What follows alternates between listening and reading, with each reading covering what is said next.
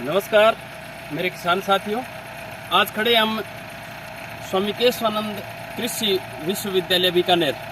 ये प्रदेश का पहला कृषि विश्वविद्यालय भी है और उत्तरी राजस्थान की बात करूँ तो ये एकमात्र विश्वविद्यालय है। सबसे पहले स्वामी जी को पावन प्रणाम। इनकी वजह से, इनकी बदौलत आज हम यहाँ पर हैं। आज मैं जो आपको रूबरू करवा रहा था वो ये कार्यक्रम था खजूर अनुसंधान का।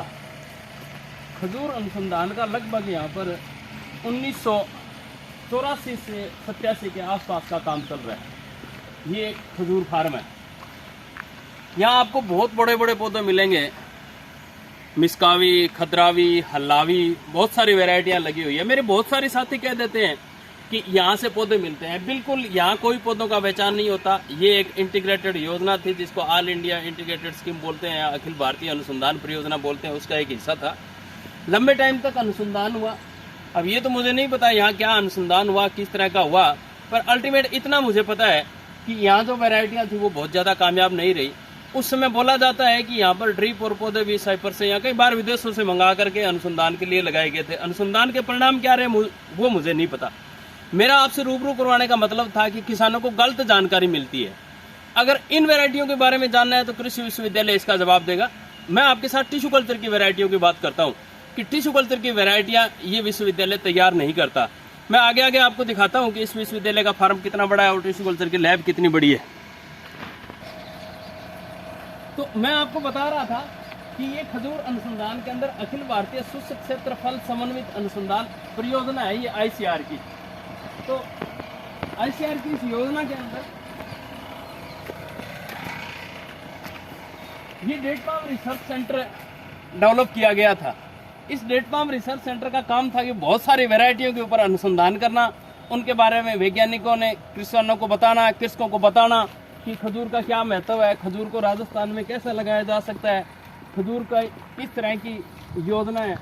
तो इसके बारे में क्या क्या अनुसंधान हो गया, इसके बारे में तो मैं आपको कुछ भी नहीं बता पाऊंगा, मुझे इतना ज्ञान नहीं है।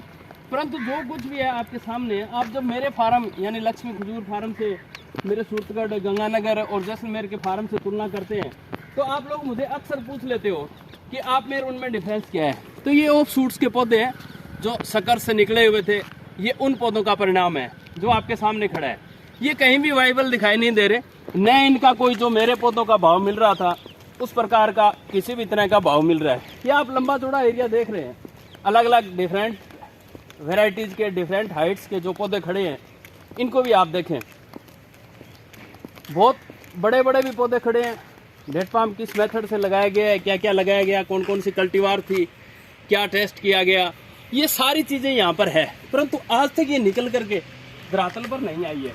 इस वजह से किसानों को समस्या हो रही है। किसान बहुत गुमराह है इस मामले को लेकर कि क्या हो रहा है, कहाँ हो रहा है, कैसे हो रहा है। तो इस मामले में मैं किसानों को बार बार स्पष्ट कर दूं कि सिर्फ टिश्यू कल्चर दिमाग में बैठा लीजिए। प्रशिक्षण, ट्रेनिंग जरूरी है अगर खेती कामयाब करनी है। तो यहाँ किसी भी प्रकार का पौधा नहीं मिलता, ऑफशूट कभी भी नहीं लगाएं, कामयाब नहीं होंगे, बाग ऐसा हो जाएगा जैसा कृषि विश्वविद्यालय का खुद का हो चुका है।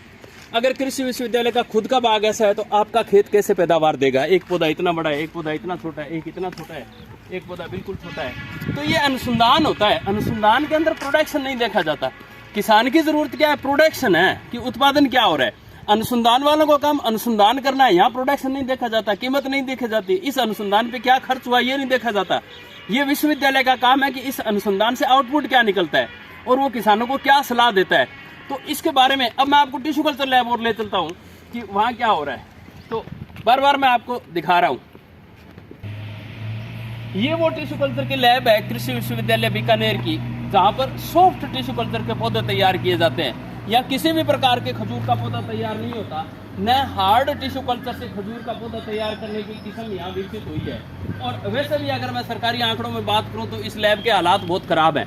वैज्ञानिक है नहीं, भर्तियाँ हुई नहीं है हजारों सैकड़ों वर्षों से, इस वजह से ऐसे हालात हो चुके हैं। अगर इससे संबंधित बात करें तो करोड़ों में इसका बजट होगा, पर अनुसंधान और प्रोफेसर नहीं होने की वजह से इससे संबंधित कुछ भी नहीं हो रहा है। तो किसानों को इस तरह की गलत जानकारियां मिल रही है। इन गलत जानकारियों को कैसे दूर करना है कि जब आप प्रशिक्षण में आओगे तो ही आपको पता चलेगा कि एक्चुअल हकीकत क्या है। किसी मित्र ने कहा था कि कृषि विश्वविद्यालय से पौधे लेकर आए हैं, वहाँ टिश्यू कल्चर की लैब है। बिल्कुल नहीं है टिश्यू कल्चर की लैब। ये टिश्यू कल्चर विद्यार्थियों के लिए है। सॉफ्ट टिश्यू कल्चर के पौधे तैयार करते हैं। खजूर हार्ड टिश्यू कल्चर के अंदर आता है, जिसकी देश में एकमात्र लैब है। वहाँ से पौधे टिश्यू कल्चर के ही लें। टिश्यू कल्चर की वेराइटियाँ जो विश्वविद्यालय में लगी है वो फील्ड के अंदर कामयाब नहीं हुई है इतने वर्षों के बाद भी। ये आज के फार्मर्स के व्यू बताते हैं, जिनमें मैं एक खुद हूँ। अगर किसान अच्छे पौधे लगाना चाहता है तो अच्छी वेराइटियों का सिलेक्शन करें। किसान का काम निर्भर करता है अच्छी वैरायटी, अच्छे पौधे, क्वालिटी का, गुणवत्ता का अगर पौधा मिलेगा तो ही खजूर की खेती होगी, वरना नहीं होगी। किसान इस बात को दिमाग में गांठ बांध लें। अगर बार बार आप ट्रेनिंग प्रशिक्षण में आओगे तो बहुत कुछ सीखोगे। इसलिए मेरा निवेदन है कि प्रशिक्षण में आया करो, ट्रेनिंग में आया करो। ट्रेनिंग में आने के लिए 90 417 78 306 9041778306 इस पर सिर्फ व्हाट्सअप करना है, फ़ोन नहीं करना। फ़ोन की कोई सुविधा नहीं है, व्हाट्सअप सुविधा है। अपना नाम, पता, एड्रेस, जिला लिखें, भेज दीजिए। हमारी टीम आपसे संपर्क करेगी। ऑनलाइन प्रशिक्षण आयोजित होता है, उसमें आइए, सीखिए। हम आपको बताने के लिए तैयार बैठे हैं। पिछले 10 वर्ष से एक अभियान के तौर पर हमने खजूर प्रशिक्षण कार्यक्रम को चला रखा है।